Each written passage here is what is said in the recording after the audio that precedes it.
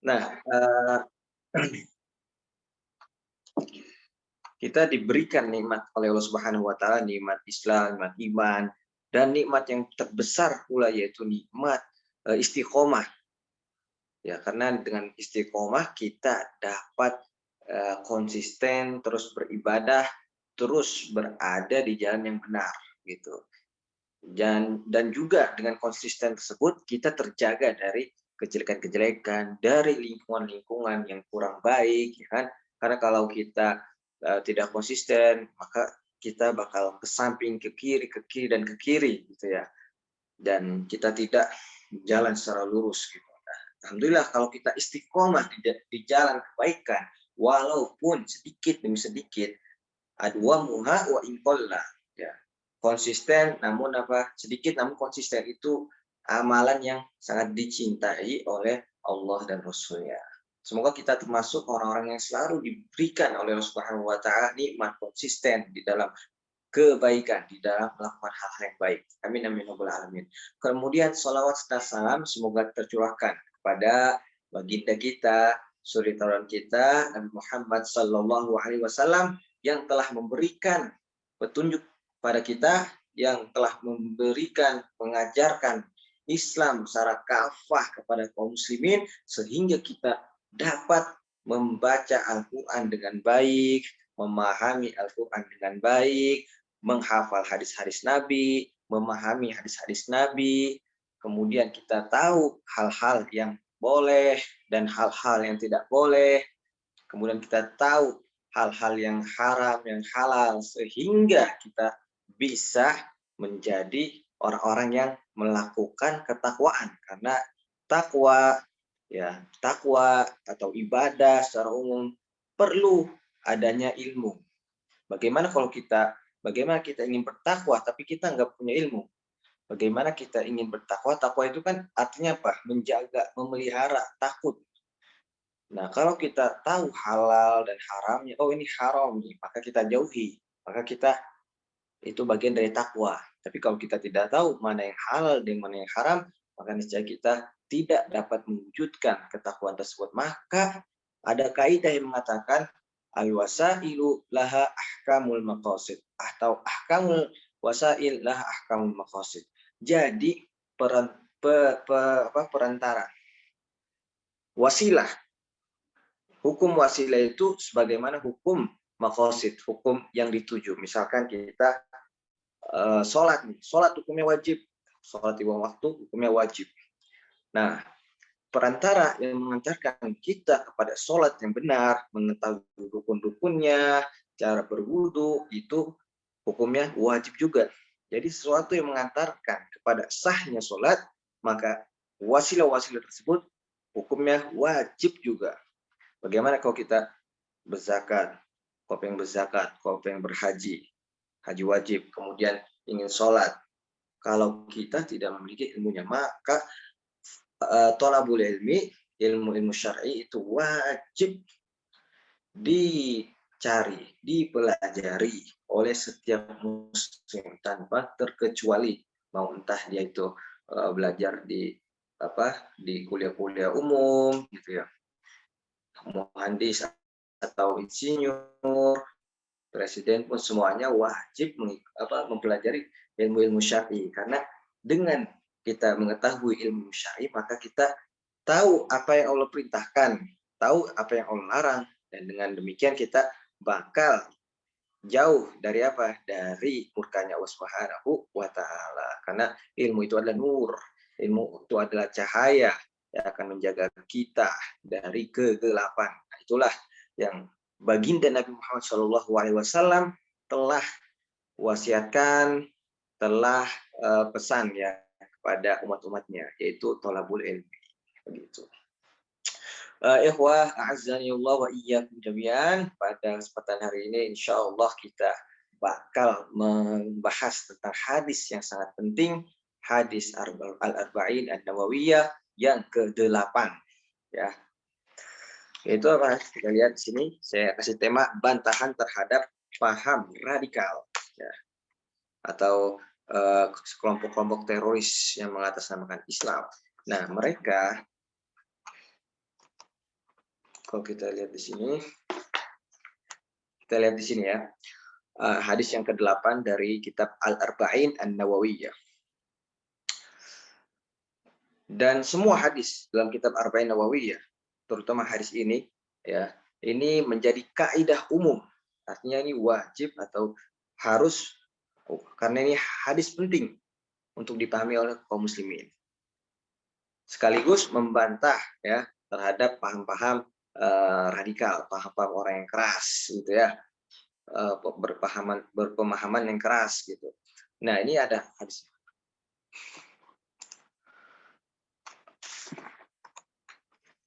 Umirtu, kata sahabat Nabi di sini, ya, Ibnu Umar radhiyallahu anhuma qala anna Rasulullah sallallahu alaihi wasallam qala umirtu, aku diperintahkan.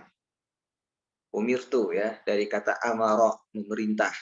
Kalau umirtu berarti dia diperintahkan. Yang memerintahkan siapa? Yang memerintahkan Allah Subhanahu wa taala. Karena tidak ada yang memerintahkan nabi kecuali Rabbul Alamin, Rabb semesta alam gitu. Makanya kalau di dalam bahasa Arab itu umirtu, saya diperintahkan, kan tidak nampak di sini siapa yang memerintahkan. Nah, itu di antara sastra dalam bahasa Arab. Kalau lafaz hadis atau redaksi hadisnya amaroni Allah, Allah memerintahku, nah, itu biasa. Tapi dengan redaksi dengan lafaz umirtu di dalam bahasa Arab, sastra Arab, ini menunjukkan bahwa yang memerintahkannya itu adalah zat yang maha agung. Nah, beda itu. Jadi kalau aku diperintahkan untuk sholat, sama Allah memerintahkan aku untuk sholat. Nah, itu dalam bahasa Arab berbeda, memiliki kekuatan sastra yang berbeda. Kuat yang mana? Kuat yang umirtu. Jadi disembunyikan fa'ilnya atau yang melakukan, ya, yang memerintahkan itu disembunyikan. Itu dalam bahasa Arab lebih sastra banget, takzim gitu ya. Untuk takzim, umirtu, aku diperintahkan. Nah, beda dengan amaroni Allah, Allah memerintahkanku.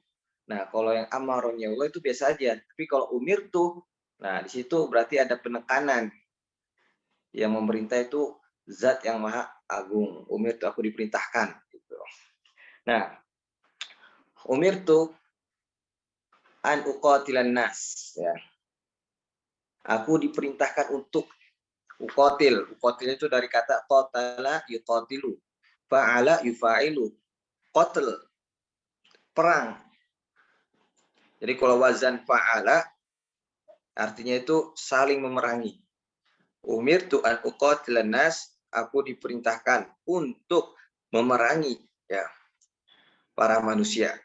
An-nas hatta yashhadu, sehingga atau sampai mereka itu bersyahadat. Syahida yashhadu alla ilaha illallah, tiada Tuhan yang berhak disembah kecuali Allah, wa anna Muhammadar Rasulullah, itu syahadat. Wa yuqimus shalah, jadi Nabi diperintah untuk memerangi mereka sampai mereka itu bersyahadat. Wa yuqimus shalah, kedua apa? Mereka itu sholat. Wa yu'tuz zakah, dan mereka zakat. Fa idza fa'alu dzalika asamu minni dima'ahum, maka jika mereka fa'alu dzalika, menunaikan hal tersebut, syahadat udah, asyhadu an la ilaha illallah anna muhammadar rasulullah, masuk Islam. Setelah masuk Islam, salat, yuqimus shalah. Setelah salat, dia zakat jika ada kewajiban zakat. Fa idza fa'alu dzalika asamu minni, kalau mereka telah menunaikan 3 perkara tersebut, asamu, terjagalah dariku dima'ahum, dima, darah. Artinya apa? Darahnya tidak boleh ditumpahkan, tidak boleh dibunuh, tidak boleh diperangi. Orang-orang yang sudah bersyahadat, salat dan zakat. Wa amwalahum, dan harta mereka aman.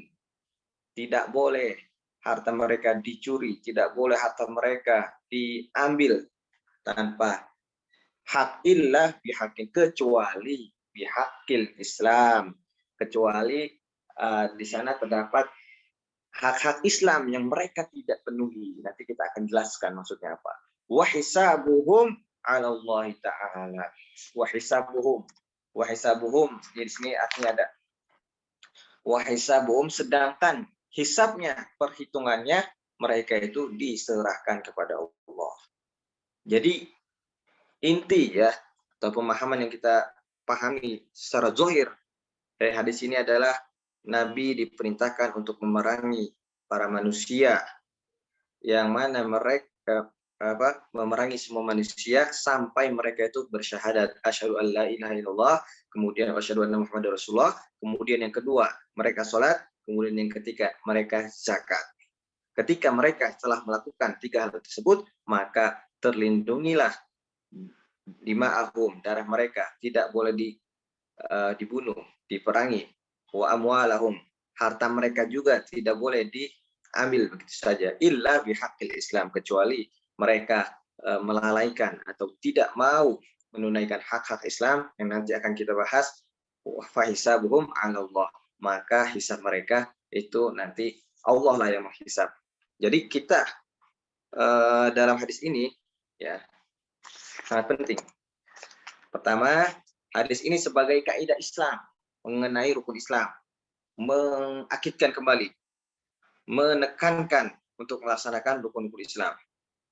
Kemudian pentingnya syahadat, salat dan zakat. Faidah hadis. Nah, hadis ini sering disalahpahami oleh kelompok radikal, kelompok yang mereka itu memiliki pemahaman yang yang salah kaprah terhadap Al-Quran, terhadap hadis-hadis, sehingga mereka memerangi begitu saja, membunuh begitu saja tanpa dengan cara yang benar. Perang, orang kafir punya diperangi, dibom dan lain sebagainya. Orang nggak sholat langsung dibom, dibunuh. Kemudian orang nggak zakat langsung dibom dan dibunuh gitu.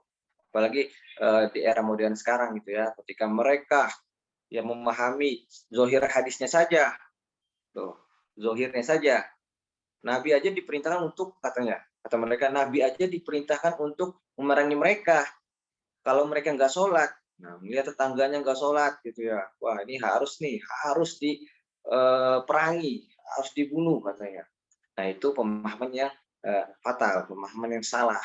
Nah, jadi hadis ini seringkali disalah tafsirkan gitu. Untuk apa? Untuk dalil mereka untuk membunuh sesama muslim lagi, membunuh orang-orang non muslim secara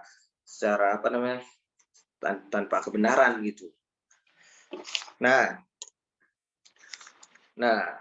kenapa sih ya seringkali membuat mereka untuk memahami hadis-hadis tersebut gitu ya, hadis-hadis secara zohirnya mereka pahami, sehingga mereka berpahaman orang yang nggak sholat, orang yang nggak zakat gitu ya, tetangganya dia ledakan dengan bom, di mall dia ledakan bom, orang pada nggak sholat, semuanya diperangi sama mereka gitu ya. Jadi kenapa sebabnya? Sebab mereka berpaham seperti ini.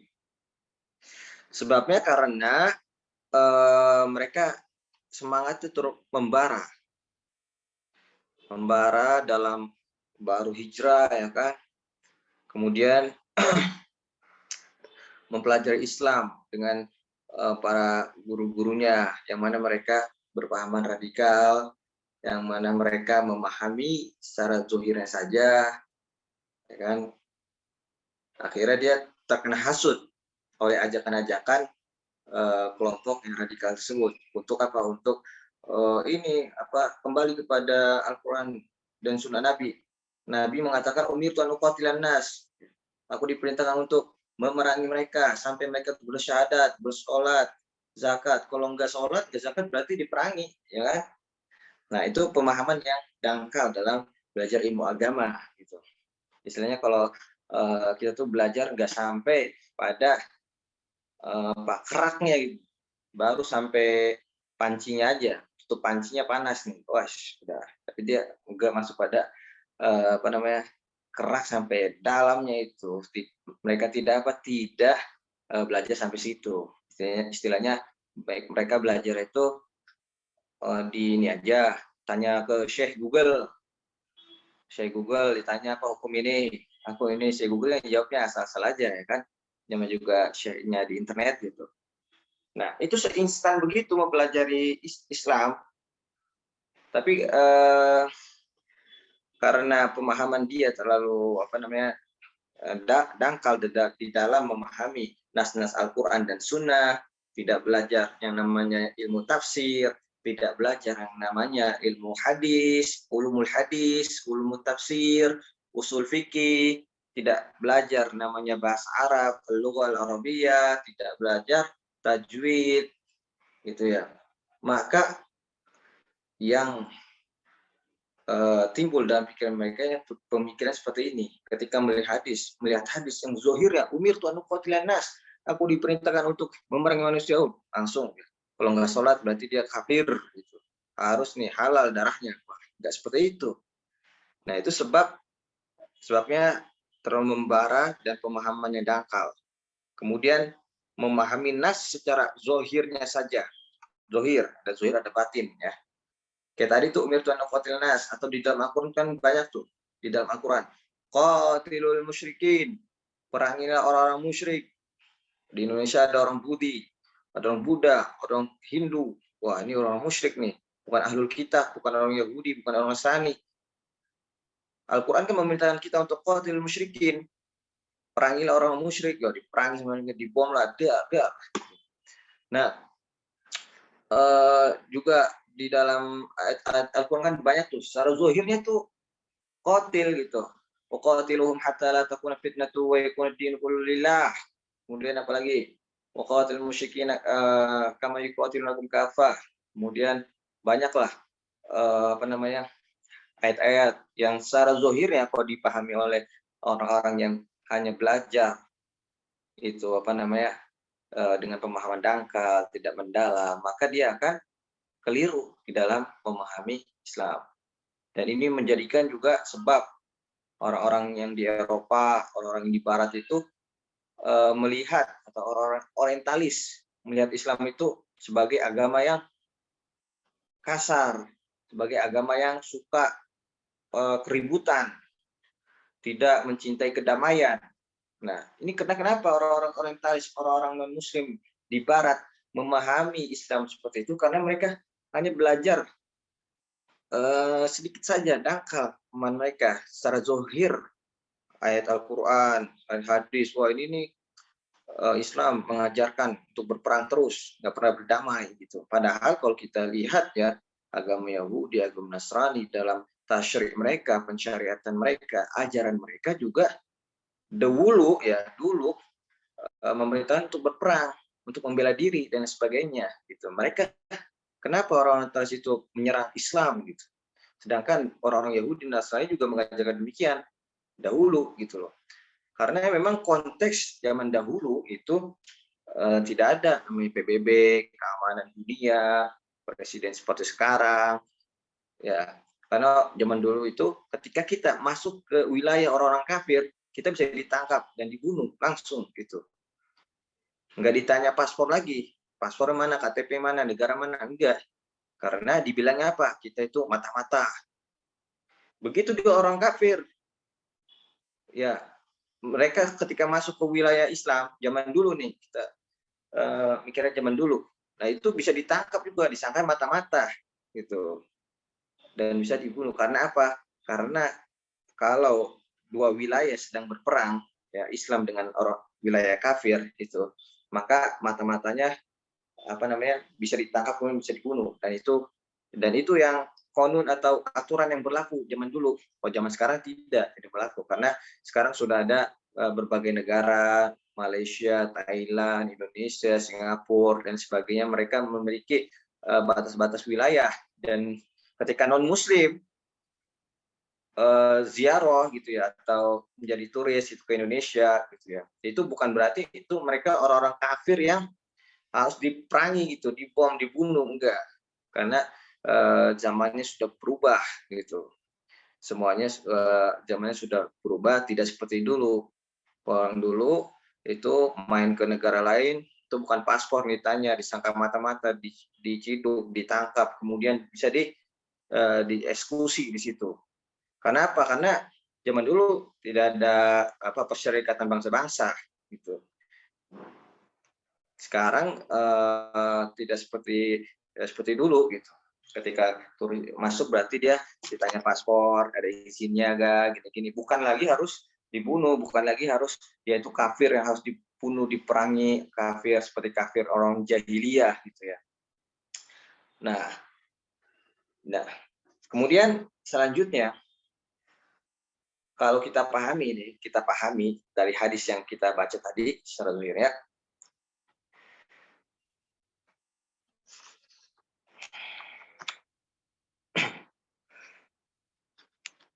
Hadis tersebut kan ada namanya dalam hadis itu atau di dalam ilmu hadis namanya sababul wurud.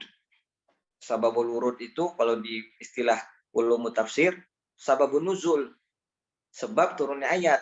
Nah, kalau kita lihat misalkan ayat tentang khamar, ya ayyuhalladzina amanu innamal khamru wal maisiru wal ansab wal azlam, wahai orang-orang yang beriman, sesungguhnya khamar ya dan perjudian dan sebagainya itu adalah najis, fajtanibu la'allakum tuflihun, maka jauhilah semoga kalian menjadi orang-orang yang beruntung. Maksudnya di dalam ayat tersebut itu turun ketika khamar merajalela, meraja semua, menyebar, diminum. Jadi orang-orang Arab itu dahulu sebelum Islam itu minum khamar udah seperti minum air putih. Gitu. Jadi udah biasa mereka. Makanya ayat khamar turun secara tadarruj. Tadarruj itu bertahap-tahap. Pertama, Al-Quran hanya menegur. Khamar itu adalah ayat khamar itu ada rizqum minallah gitu ya, rizki dari Allah, karena itu dari anggur dan sebagainya. Kemudian ditegur lagi oleh ayat, khamar itu banyak mudorotnya. Kemudian yang ketiga ditegur secara tegas bahwasanya khamar itu adalah haram, tidak boleh di dalam sholat maupun selain sholat juga tetap haram. Nah ini adalah sabab menjadi sebab ya. Jadi ayat tersebut menjadi sabab an-nuzul. Begitu juga hadis. Hadis kadang ada sebab urut. Kenapa Nabi bersabda demikian? Karena gitu.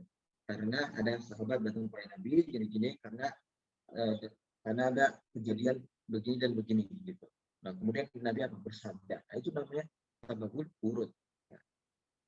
Nah, jadi dalam hadis ini virtual qatilanas terdapat sabab urutnya. Kenapa Nabi bersabda demikian? Karena ada sebab urut. Apa sebab urutnya? Dikatakan oleh para ulama karena dia bin Hamzah al-Husaini fil bayan wa ta'rif di dalam kitab al-bayan wa ta'rif. Sebab urut hadis ini adalah qala al-Qurtubi hadza qalahu fi halati qitalihi ahli al-awthan alladhi la yuqirruna bit tauhid, yaitu mereka. Nabi bersabda demikian, umirtu an uqatila nas, itu tatkala apa? Tatkala berhadapan dengan kaum musyrikin, kaum mereka itu menyembah berhala dan mereka memusuhi Islam dan mereka memerangi, bukan hanya memusuhi tapi mereka mengganggu Islam. Jadi di situ dibolehkan untuk melawan kaum musyrikin. Jadi diutus para sahabat untuk memerangi siapa? Kaum musyrikin yang mana mereka itu menyerang Islam, memerangi Islam. Maka kata Nabi, umirtu an uqatila nas hatta yashhadu an la ilaha dan seterusnya. Jadi saat berurut, kenapa Nabi bersabda demikian? Itu karena pada saat itu Nabi sedang berperang memang dengan kaum musyrikin yang mana itu mereka mengganggu kaum muslimin, membunuh kaum muslimin, akhirnya Allah mengizinkan untuk memerangi mereka. Nah, tentunya ini konteksnya berbeda dengan zaman sekarang karena zaman sekarang sudah sudah macam-macam negara dan sebagainya, sudah ada kesepakatan keamanan dunia ya, beda dengan zaman dahulu. Nah, jadi ada sebab urutnya. Itu yang pertama. Jadi kita ketika membantah pemahaman tersebut terhadap hadis tersebut, ya kita katakan, kita lihat dulu dong sabab nurut terhadap hadis tersebut. Ternyata Nabi apa? Sudah memerangi kaum musyrikin. Atau ya, oleh karena itu Nabi bersabda demikian. Oke, kemudian selanjutnya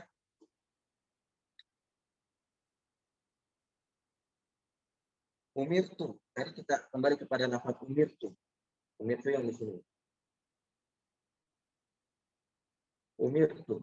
Kata umirtu, aku diperintahkan kata Nabi. Jadi Nabi yang diperintahkan, bukan para sahabat yang lainnya, bukan yang mananya, sebagaimana juga di dalam Al-Quran. Wa umirtu an akuna minal muslimin, aku diperintahkan untuk menjadi orang.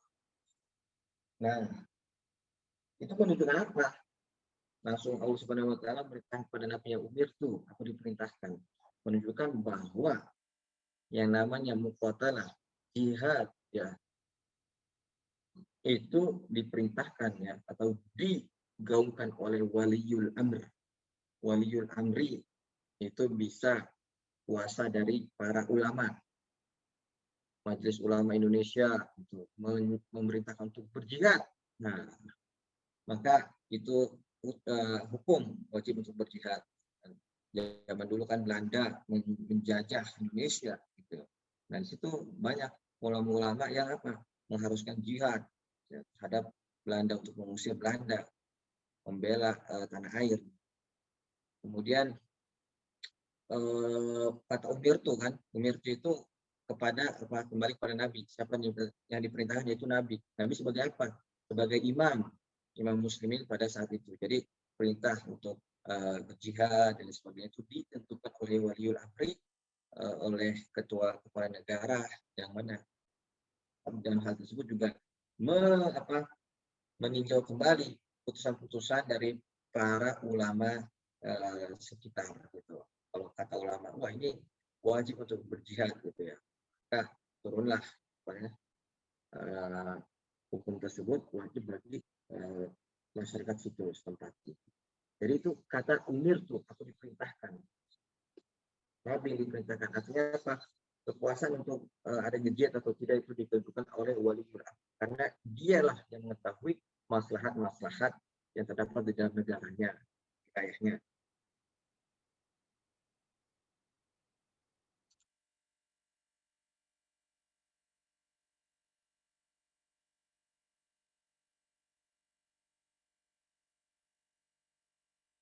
Nah, kemudian juga di sini jadi tadi ada dua, yaitu yang pertama apa? Bahwasanya menurut hadis ini memang Nabi waktu itu dan keadaannya berbeda dengan sekarang, mereka berperang oleh kaum musyrikin, ya Quraisy musyrikin itu musyrikin Quraisy, yang mana mereka membunuh kaum muslimin, memerangi kaum muslimin, maka diperintahkan untuk membela diri umat Islam itu. Nah, itu yang pertama. Dan yang kedua, bahwasanya kuasa untuk mengatakan adanya jihad atau tidak adanya jihad itu diperhitungkan secara matang-matang oleh waliul amr. Waliul amr di sini dalam ini berjihad juga memerlukan suara-suara dari ulama-ulama kaum muslimin yang menentukan hukum jihad tersebut. Nah, selanjutnya di dalam itu adalah lafaz yang umum namun dimasukkan khusus. Di lafaz yang apa nih? Yaitu di lafaz umirtu an uqatilan nas. Aku diperintahkan untuk memerangi manusia. An-nas. Di sini di sini kata an-nas. An-nas. Kalau di dalam bahasa Arab itu ya beda antara an-nasu sama nasun. Jadi kalau umirtu an uqatilan nas, aku diperintahkan untuk memerangi manusia. Apakah semua manusia diperangi? Apakah kaum non muslim semuanya harus diperangi? Nah, itu pertanyaan yang harus dibantah, kita jawab. Jadi kalau di dalam bahasa Arab atau dalam ilmu fikih, Anas ini di sini ada alif lam, ya. Alif lam ada dua atau ada tiga.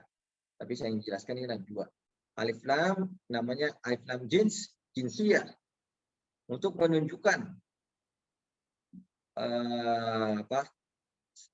hal-hal yang sejenis dengan isim, dengan kata ini. Anas, berarti sejenis manusia, ada perempuan, ada laki-laki. Si Anton, si Dedi misalkan, si Ahmad. Itu termasuk dalam kata anas, manusia. Kalau kita katakan bahwasanya alif lam di sini adalah alif lam jins. Jadi semuanya, semua manusia, semua non-muslim, orang barat itu wajib untuk diperangi karena mereka tidak syahadat, karena mereka tidak sholat. Apakah begitu? Tidak. Nah, yang kedua, ada lagi alif lam yang artinya itu ahdiyah. Ahdiyah itu ma'hud, yang terkhusus. Jadi tidak semua manusia itu atau non-muslim itu ala darahnya. Nah, ini yang mereka, kaum radikal, mereka memahami nas Al-Quran, nas hadis secara zahir saja. Mereka tidak paham tentang bahasa Arab, mereka tidak paham tentang usul fikih. Nah, umirtu an uqatilan nas, maksudnya ini lam alif lam apa jins atau ahdiyah. Ya, yang betul adalah alif lam ahdiyah. Karena kalau kita pahami di sini adalah alif lam jins, semua manusia itu harus dibunuh. Tetangga kita non muslim harus dibunuh karena dia tidak sholat. Tetangga kita non muslim tidak zakat, ya harus dibunuh. Ya, itu salah ini. Yang ini pemahaman salah karena ini bakal menafikan Islam sebagai rahmatan lil alamin. Nah, katanya Islam itu agama yang rahmat lil alamin. Katanya Islam itu agama yang mengajak kepada perdamaian. Tapi kok di sini ada hadisnya betul nas. Wah, jangan salah dulu gitu. Jangan salah kaprah dulu karena alif lam di sini adalah alif lam yang khusus. Artinya non muslim yang khusus, yaitu apa? Dikatakan orang para ulamanya. Kembali pada ulama lagi. Nah, jadi sekali kita menafsirkan hadis, menafsirkan tafsir tanpa merujuk kepada kalamnya para ulama. Kita jadi sesat. Bismillah. Nah, jadi yang dimaksud dengan anas itu adalah non muslim yang mana mereka memiliki mu'anah, kebencian, memerangi Islam gitu ya. Yang mana mereka memerangi Islam, yang mana mereka seperti kaum musyrikin ya, pada masa Nabi, dibunuhlah kaum muslimin, dibantai gitu. Itu non muslim seperti itulah yang disyarat kita untuk jihad, untuk membunuh mereka gitu. Tapi kalau non muslim tengah kita di Indonesia lebih baik namanya ya, tidak termasuk dengan kata anas ini. Jadi jangan salah kaprah. Nah, inilah yang membuat kebanyakan pemuda juga berpikiran memiliki pemikiran ekstrim gitu ya. Karena dia tidak mengetahui alif lam ini jinsi atau dia. Karena banyak di dalam Al-Quran itu kata anas, misalkan nih, qul a'udzu birabbin nas, misalkan aku berlindung ya, minta tolong a'udzu birabbin nas, dengan apa? Dengan Rabbnya manusia. Semua itu anas di sini maksudnya semua manusia. Karena Allah yang menciptakan seluruh manusia. Jadi umum. Nah, ini namanya lam jins. Lam jins itu ya, lam jins. Semuanya manusia itu masuk ya, si Antoni, orang pria, orang perempuan itu masuk pada kata anas. Nah, itu an-nuqatilan nas atau apa? Atau ada lagi dalam ayat lain. Wa inna qad jama'u lakum. Anna qad jama'u lakum. Nah, di sini ada ayat, sungguhnya manusia mereka telah berkumpul untuk kalian, wahai kaum muslimin, fakhshawhum, maka takutlah, fakhshawhum, dengan mereka.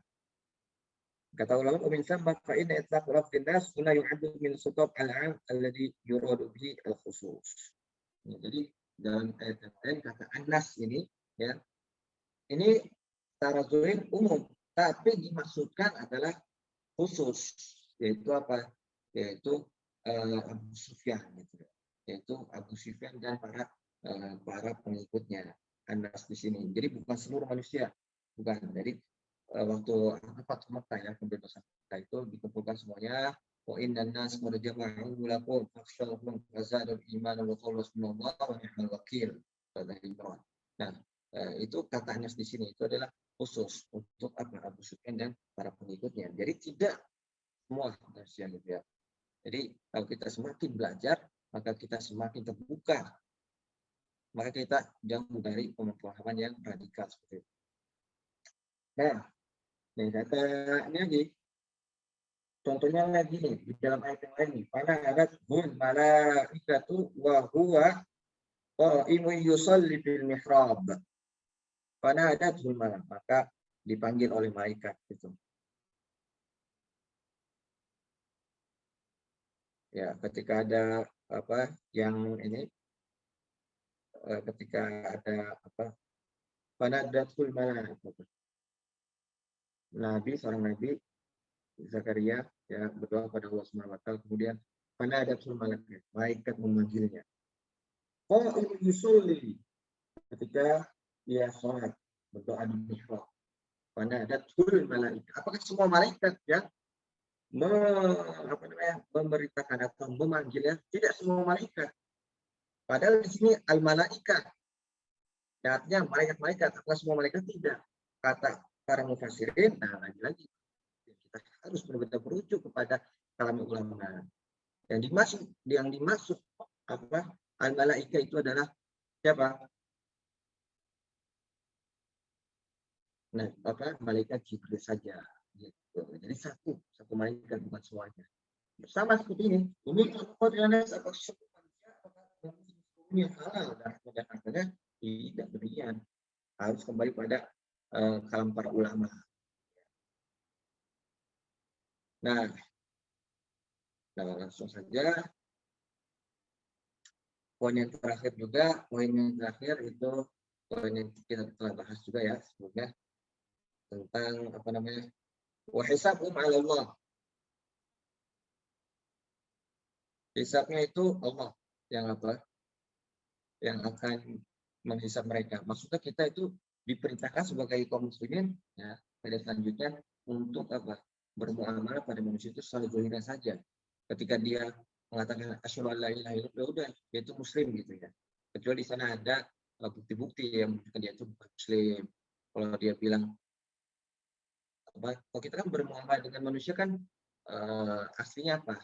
Orang tersebut adalah aslinya orang muslim, jujur dalam muamalah gitu kan. Kita dilarang juga suudzon dan lain sebagainya. Nah, ada tuh kisah sebagaimana saya katakan bahwasanya sahabat Nabi ada yang memerangi, kemudian pas mau diperangi, dibunuh oleh sahabat tersebut. Dia berkata, asyhadu an la ilaha illallah. Dia tadinya orang kafir nih. Terus tiba-tiba dia berkata, asyhadu an la ilaha illallah, asyhadu anna Muhammadar Rasulullah. Syahadat tuh. Harusnya kan nggak boleh dibunuh. Ya. Tapi dia bunuh juga. Karena apa? Karena dia berkeyakinan bahwasanya orang ini cuma pura-pura aja nih syahadatnya. Setelah perang tersebut, sahabat tersebut diomelin oleh Nabi. Kenapa engkau bunuh dia? Gitu. Karena dia pura-pura bersyahadatnya. Kemudian Nabi Nabi menegur dia gitu. Yang kita hanya diperintahkan untuk apa? Pada zahir saja, bukan batinnya. Kita harus ini orang ini nih bukan pura-pura saja. Itu tidak boleh demikian. Wallahu a'lam. Wallahu a'lam. Wallahu a'lam. Langsung saja ya karena waktunya sudah habis. Mungkin nanti dilanjutkan oleh tanya jawab, silakan kita jawab atau ada pertanyaan dan lain sebagainya. Kita persilakan, kita kembalikan lagi kepada moderator. Silakan. Baik, terima kasih kepada Ustadz Furqon. Ustadz di tengah-tengah tadi sedikit kecil ya suaranya teman-teman. Apakah saya saja yang mendengar tapi masih tetap bisa terdengar? Mungkin bisa sambil ini dulu Ustadz dicek lagi audionya. Nah teman-teman bagi yang lain, alhamdulillah tadi Ustadz Furqon telah memaparkan tentang hadis arba'in, temanya Masya Allah menarik sekali, yaitu bantahan terhadap paham radikal. Nah teman-teman Sekarang kita akan buka sesi diskusi, kita akan melakukan tanya jawab secara langsung. Bagi teman-teman yang ingin bertanya, silakan bisa bertanya langsung dengan membuka audionya, tidak membuka kamera. Atau teman-teman juga bisa memberikan pertanyaannya melalui kolom chat. Nanti insya Allah akan saya bacakan dan dijawab langsung oleh Ustadz Furqon. Nah, barangkali ada yang ingin bertanya, Mbak Sofi, Mbak Fauzia, atau Mbak Rahmi, silakan kami tunggu pertanyaannya. Oke, nah ini di sini sudah ada yang masuk di saya pertanyaannya dari Mbak Rahmi.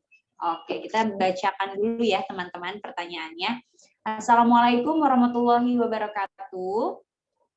Ustadz, saya mau bertanya, bagaimana kita menghadapi dan menyikapi jika masih ada orang yang menyebut bahwa Islam adalah radikal dan teroris? Terlebih jika habis kejadian bom di suatu tempat, banyak dari orang yang langsung menyudutkan Islam. Nah, kira-kira sikap kita bagaimana nih Ustadz sebagai orang Islamnya, dan kita tahu sudah mengkaji juga bahwa memang sebenarnya bukan seperti itu, tapi karena di luar sana akhirnya jadinya mungkin memukul rata atau yang kurang paham, semuanya dibilang itu Islam, itu pelakunya Islam, pasti begini-gini.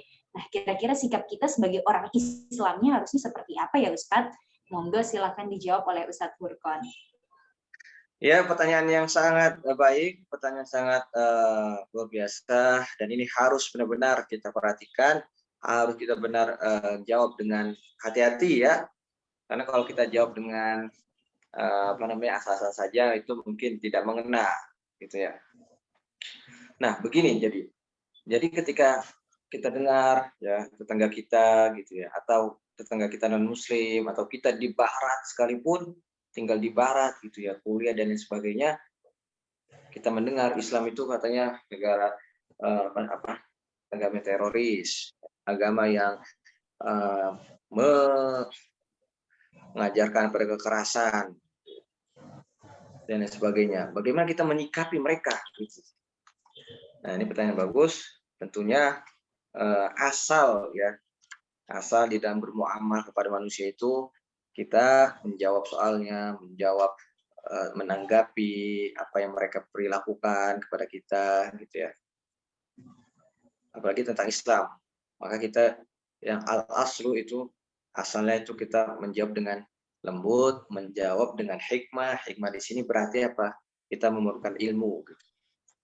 Nah, kita katakan pada mereka bahwa Islam, gitu ya, sebenarnya apa yang ada yang tersebar di negara-negara Barat tentang penggambaran Islam itu merupakan penggambaran yang kurang tepat, yang salah, fatal, karena Islam, gitu ya. Kita kasih tahu dengan bahasa-bahasa yang indah, bahasa-bahasa yang halus. Islam artinya itu sendiri dari kata apa? Assalam, gitu, kedamaian. Berarti Allah Subhanahu wa taala telah memang menamakan Islam itu karena Allah Subhanahu wa taala tahu di kemudian harinya Islam itu bakal menjadi agama yang disudutkan teroris dan sebagainya. Makanya pertama kali Islam agama kita dinamakan agama Islam supaya orang itu melihat terlebih dahulu gitu namanya gitu. Berarti Islam berarti mengajarkan kepada kedamaian. Gitu. Nah, kemudian yang kedua juga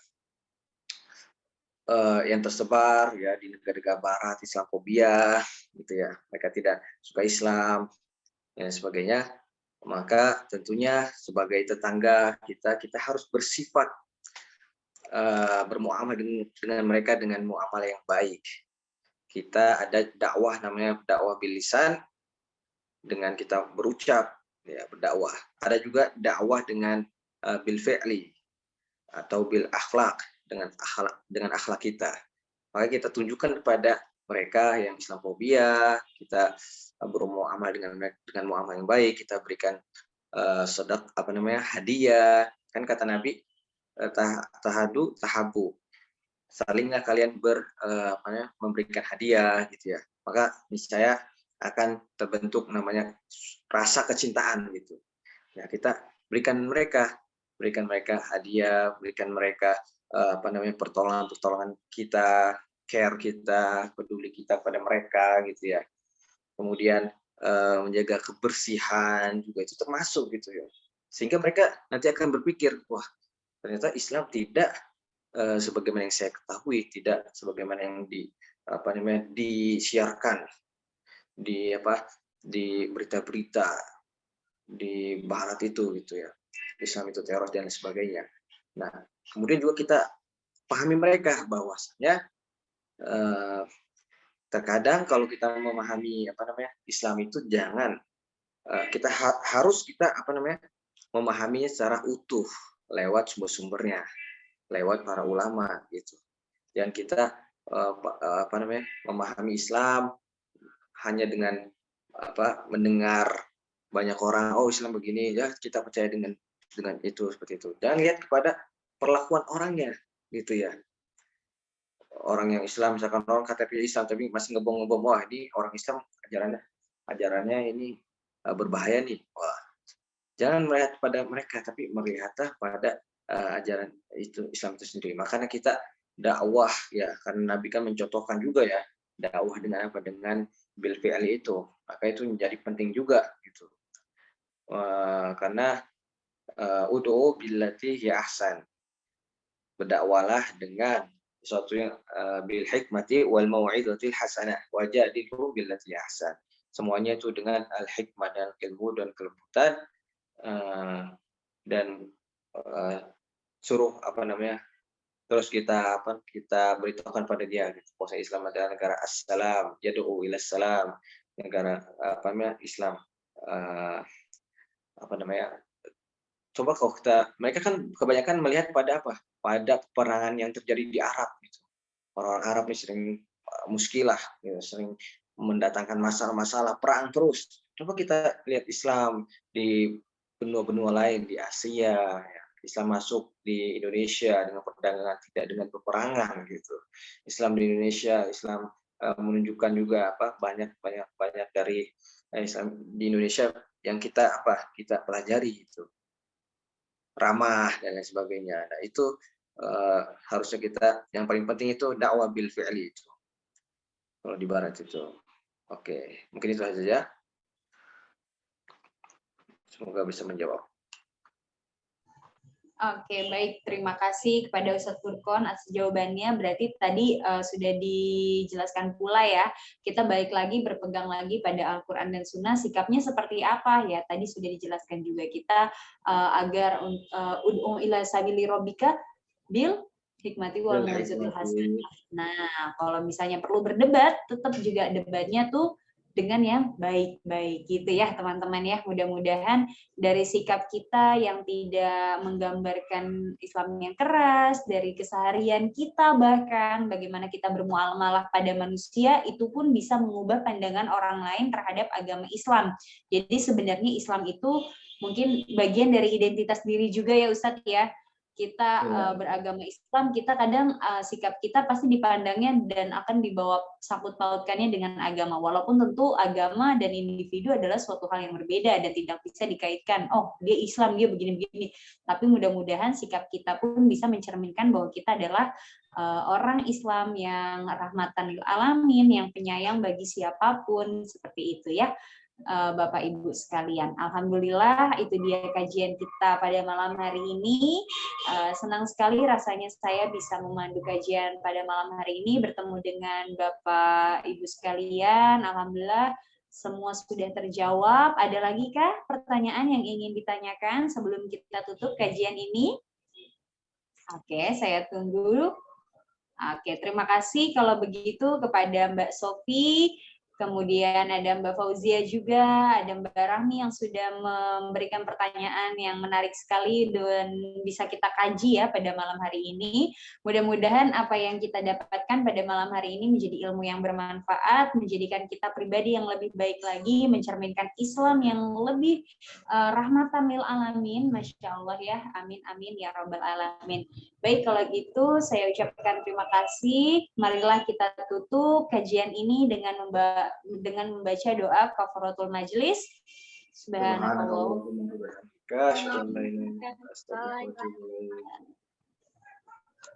Iya, Mbak Sofi, gimana?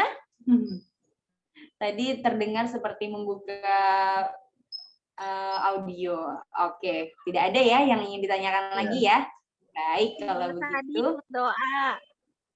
Oh, berdoa. Alhamdulillah. Baik-baik. Terima kasih Mbak Sofi. Ini dari mana? Kalau boleh tahu sebelum kita tutup, kita sambil ngobrol sedikit ya.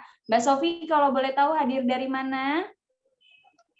Dari ini tinggal asli Jawa Barat, tapi domisili di Klaten.